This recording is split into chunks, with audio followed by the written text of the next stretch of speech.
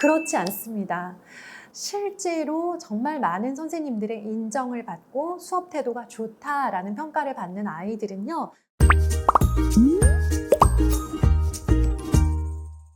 네, 안녕하세요. 반갑습니다. 아이들 등교 잘 하고 있나요? 아이를 학교 보내놓으면 되게 걱정이 많이 되잖아요. 수업 시간에 장난은 치지 않을까? 선생님께 뭐 혼날 만한 행동은 하지 않을까? 수업 시간에 열심히 잘 해서 칭찬도 받았으면 좋겠고 공부도 잘했으면 좋겠다. 공부를 시키시고 교육에 관심 있는 모든 부모님들의 바람이 아닐까 싶습니다.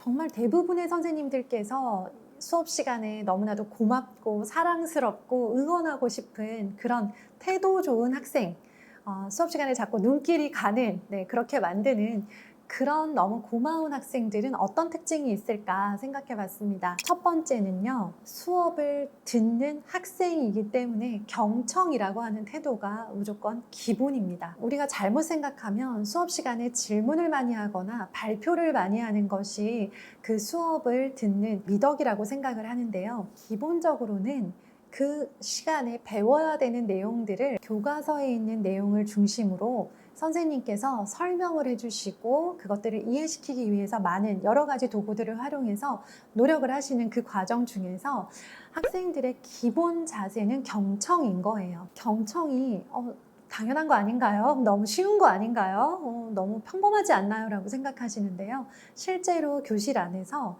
선생님께서 수업하시는 내용을 처음부터 끝까지 집중해서 경청하는 아이들의 숫자는 정말 미미합니다. 초, 중, 고 모두 비슷하고요. 잠이 많은 중학생 시기에는 특히 수업 시간에 엎드려 자거나 조는 친구들이 많고요. 초등학생 시기에는 딴 생각을 하거나 그림을 그리거나 친구들과 속닥속닥 하거나 혹은 수업 시간에 돌아다니거나 자기가 읽던 책을 꺼내서 읽고 있는 친구들도 있어요. 그 정도로 아이들이 수업 시간 내내 선생님의 설명을 경청하는 것이 힘들다 보니까 경청하는 친구들을 보면 선생님은 정말 그 학생의 수업 태도를 칭찬하고 고마워할 수밖에 없는 거죠. 이런 경청의 태도를 기르기 위해서는요, 집에서도 부모님과 대화를 하실 때 상대방이 이야기를 하고 있을 때 끝까지 그것들을 듣는 경험을 많이 해주시면 좋겠어요. 아이가 해주는 말을 내가 들어주는 것도 좋고요. 내가 하는 말을 아이가 듣는 그런 경험도 중요한데요.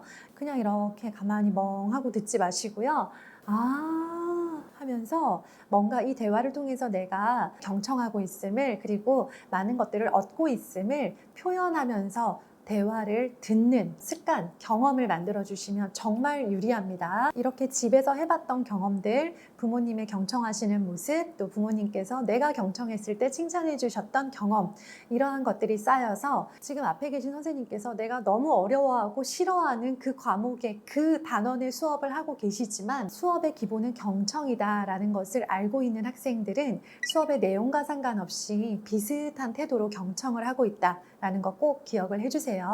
그러니까 공개 수업에 가셔서 아이들을 관찰하실 때는 우리 아이가 질문 몇 번 했나, 발표 몇 번 했나, 키가 몇 번째로 큰가, 이런 걸 보지 마시고요. 선생님께서 설명하시는 순간에 우리 아이가 고개를 숙이고 딴짓을 하는지, 선생님을 바라보면서 눈을 마주치면서 경청을 하고 있는지 확인하시면 너무 좋습니다. 두 번째는요, 수업 시간에 교과서를 기반으로 공부를 하기 때문에 교과서에 나온 내용들을 배울 때 교과서 이외의 내용들을 선생님께서 추가적으로 영상으로 보여주시거나 칠판에 써서 설명하시는 경우들이 있는데요. 그것들을 손으로 직접 필기해보는 그런 경험도 굉장히 큰 도움이 되고, 중고등에서는 정말 수업 태도가 훌륭하고 성적도 잘 나오는 학생이다 라는 그런 평가를 받을 수 있는 키가 되더라고요. 중고등 수업의 특징이 뭐냐면 정말 많은 분량의 그런 교과 내용을 다루는 것도 모자라 선생님께서 추가적으로 수업 시간에 설명해 주신 부분들에서 시험 문제가 실제로 출제되는 경우들도 많기 때문에 수업 시간에 열심히 듣고 교과서에서 다루지 않고 있는 내용들을 선생님께서 추가로 설명하실 때 그것들을 필기해 놓고 따로 표시를 잘 해두는 그런 것들이 실제로 시험을 준비할 때 아주 큰 도움이 되고, 사실 이런 한두 문제로 아이들의 성적이 많이 좌우가 되기 때문에 아이가 선생님께서 말씀하시는 것들을 필기할 수 있는 그런 경험들을 쌓아주면 너무 좋을 것 같습니다. 이런 필기하는 것들은 사실 디지털 교과서가 도입되고 태블릿에 펜으로 하거나 아니면 이렇게 터치하는 방식으로 지금 많은 학습들이 전환되고 있으면서 아이들이 실제로 손에 힘을 주고 연필을 잡고 글자를 쓰는 경험들이 줄어들고 있어요.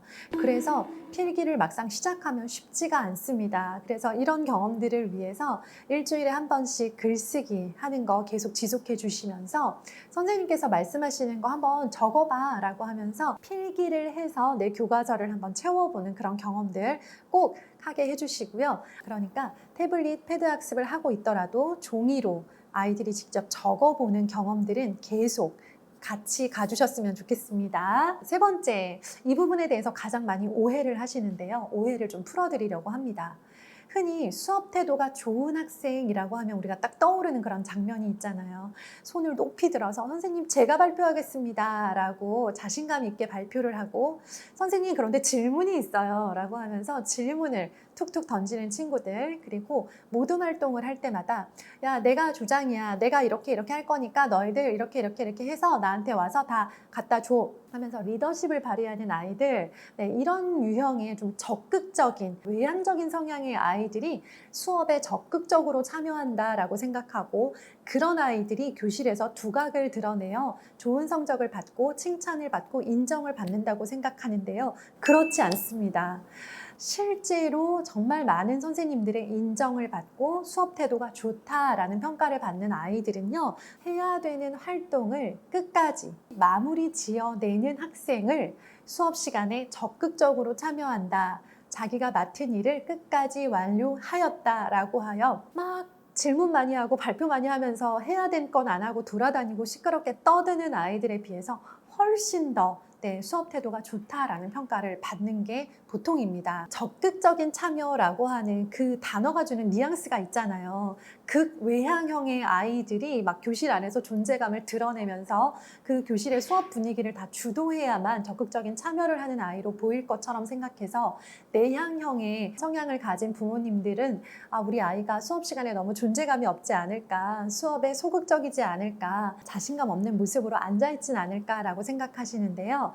선생님들께서 단순히 아이들의 성향을 가지고 수업 태도를 판단하시지 않는다는 거예요. 이런 모습들은 아이들이 흔쾌히 할 수 있는 쉬운 활동이 아니라 좀 머리를 많이 써야 되고 손도 많이 가고 시간도 오래 걸리고 섬세해야 되거나 복잡한 활동들을 해야만 되는 상황에서 수업 태도가 좋은 학생과 아닌 학생이 극명하게 갈리는데요. 수업 태도가 좋다라고 하는 학생들은 아무리 발표를 많이 해도 소용이 없어요. 뭘 해야 되냐면 하기 싫어도 힘들어도 끝까지 해야 되는 거예요. 본인이 이걸 해야 되겠다라고 하는 의지도 필요하고 끝까지 해내야 우리 모든 활동이 완료가 된다라고 하는 책임감도 있어야 되고요. 하기로 한 건 끝까지 해내는 성실함도 요구를 합니다.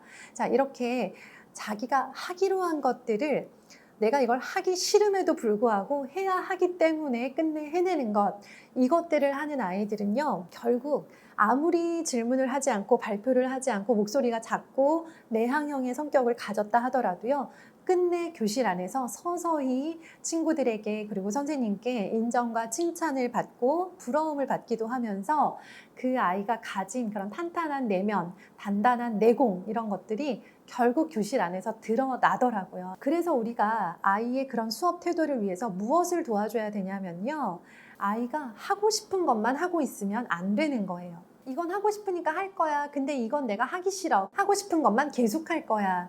라고 하면 하기 싫은데도 해야만 되는 학교 안에, 교실 안에서의 과제가 굉장히 부담스럽고 계속 하다가 중도 하차하는 그런 일들이 반복이 될 수밖에 없어요. 그러다 보면 어쩔 수 없이 그 뒷수습을 모둠의 다른 친구들이 해야 되고 마치지 않은 과제들 때문에 선생님은 평가를 내리기가 참 곤란해지고요. 하다가 힘들면 그만하고 하는 것들은 아이의 끈기와 성실성을 기를 수 없기 때문에 이 아이가 하고 싶은 것 위주로 계속 하고 있는 상황에서는 끝내 해내는 그런 경험들 없이는 절대 원하는 성적을 얻을 수가 없는 시스템인데, 그럴 때를 위해서라도 우리 부모님들께서 가정에서 하기 싫은 일이지만 하기로 한 건 끝까지 한번 해볼 수 있도록 격려해 주시고 끝내 해냈을 때 정말 많은 칭찬과 격려를 해주셔서 아이가 그래, 내가 이렇게 힘들었지만 끝내 해내니까 너무나 기분이 좋아, 뿌듯해, 다들 나를 인정해 주는구나, 날 칭찬하고 날 부러워하는구나 라는 그런 충만한 감정을 느낄 수 있도록 그렇게 도와주셨으면 좋겠습니다. 수업 태도가 좋다라는 거, 이거 3가지 기억하시고요. 아이들과 함께 대화 나눠보시면 좋겠습니다. 감사합니다.